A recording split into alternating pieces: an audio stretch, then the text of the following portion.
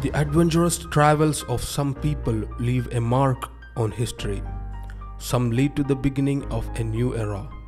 By exploring the unseen world and culture, they become the agents who connect East and West. That was the time trade and religion started to search for its base grounds in several regions. They laid the footsteps for more to follow by crossing mountains, oceans, towns and villages, from kings' courts to death rows. Some of them were patrons and some of them were outlaws. From Atlas Mountains to the land of the Golden Horde, from the caravanserais of Eastern China to the land of olives, from Western Europe to the Western Ghats. What makes them take a leap that nobody has ever taken? Who were they? The explorers who navigate from continents to big oceans are being discovered here.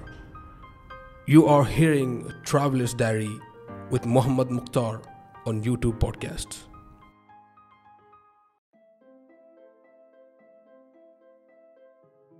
The Gama family was always the most trusted ally of the Portugal royal family. They were the masters of sea expeditions. King John II found a potential man in the family. He sent him to seize the French fleet anchored in Lisbon as a retaliation for French betrayal of peace pacts. The newly recruited commander did his job successfully. That was the emergence of a great voyager. It was Vasco da Gama. Vasco da Gama was born in 1460 in Sines in Portugal. He was the third son of Estevão da Gama, a nobleman in Sines. In 1495, King Manuel ascended to the throne. It was a good thing for the da Gama family. It was King Manuel's decision to start an expedition towards Africa and to the Indian Ocean. In 1453, Mehmed Fatih, the powerful Ottoman ruler, conquered Constantinople and joined it with other Muslim states. The conquest of Constantinople by Muslims cut off the trade link between Europe and Asia. Now the European powers have to compete with Muslim countries who now become the monopoly in trade towards the East. Vasco da Gama was appointed to lead the expedition only with little experience. Vasco da Gama started his journey on July 8, 1497. People cheered as São Gabriel and São Rafael, the two medium-sized three-masted sailing ships and a small ship called Berrio, sailed away from the shore. Each ship contains 120 tons of goods. Also, there were 3 interpreters on board, one who spoke Bantu dialects and the other 2 were Arabic speakers. The fleet reached the Canary Islands on July 15th. They sailed from there to the South Atlantic in order to avoid the currents of the Gulf of Guinea. The fleet now reached Santa Helena Bay in modern South Africa before attempting to round the Cape of Good Hope. But after 3 days, they took round the Cape of Good Hope and stayed in the Mossel Bay to repair the damages in the ship. They started sailing again on December 8th. They have now arrived in Mozambique. Their many crew members were affected with scurvy disease. The expedition rested for a month while the ships were repaired. He learned that the people of Mozambique were Arabic-speaking Muslims. The inhabitants of Mozambique also thought that they were Arab merchants. The Sultan of Mozambique presented Vasco da Gama with 2 pilots, but one of them deserted when he discovered that the Portuguese were Christians. Vasco da Gama found a Gujarati pilot who knew the route to Calicut, which is on the southwest coast of India, present-day Kerala. It took 23 days to reach the Indian coast, where he could see the Ghats mountain. It is mentioned in Tuhfatul Mujahideen, the oldest record of history written about the Portuguese invasion and Muslim resistance under Kunyali Marakar, the naval commander of Calicut Zamorin. The book was written by Zainuddin Makhdoom, a prominent Muslim scholar who lived at that time. The Portuguese were not welcomed in Calicut. They were blocked on the water borders by Maracars, but the Portuguese defeated them and landed in Calicut successfully. The Portuguese failed to make a good impression before Zamori. They bought cheap presents that had no demand in India. They also had mistakenly believed that the Hindus were Christians.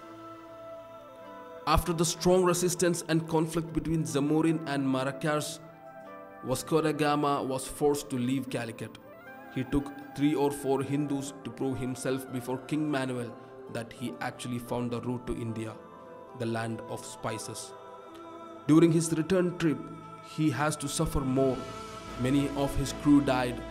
He had to surpass the monsoon. He had to burn Sao Rafael because of the reduction in the number of crew. On March 20, Sao Gabriel and Berrio rounded the Cape together, but unfortunately they got separated due to bad weather. Berrio but reached Lisbon on July 10th, where the ship of Vasco da Gama, Sao Gabriel, continued to Terceira Island in the Azores. He reached Lisbon on September 9 and made his triumphal entry. Out of 170 of Vasco da Gama's crew, only 55 were alive. But it was the second voyage of Vasco da Gama to Calicut that brought him more fame. It was not a trip of trade or expedition. He was determined to establish his reign over there. He was motivated by the great wealth and treasures which can be acquired through the spice exporting from India. He has everything he wants. He commanded 10 armored ships supported by 2 flotillas of 5 ships each. He started his second journey in 1502. The fleet started to sail towards the east. The Portuguese expedition sailed towards Mozambique, Tanzania. There, Vasco da Gama threatened the ruler and forced him to swear allegiance to King Manuel. There started the history of colonization. Vasco da Gama, by crossing the Arabian Sea, now arrived in Goa, another coastal city in India, which later became the Portuguese stronghold in India. From there, he proceeded towards Cananore, which is situated north of Calicut. There he made a grievous mistake which made the entire region hostile to him. He waited for the return of a pilgrimage ship coming from Mecca, which had women and children on board. He then captured the ship and looted the cargo. He later burned the ship, killing all the passengers on board. Vasco da Gama then makes a pact between the ruler of Cananore, who is an enemy of Zamori. With the help of Cananore rulers, Vasco da Gama attacked Calicut. The reason between this attack was mainly the enmity of Vasco da Gama to the Arabs and Muslims who have a great relation with Zamori. Vasco da Gama bombarded Calicut and massacred 38 hostages. The Portuguese then sailed towards Cochin. He also made a pact with the ruler of Cochin. Vasco da Gama died in Cochin. His body was later taken back to Portugal.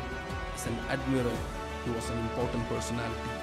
The world was witnessing another phase by his discovery of the route from Europe to Asia.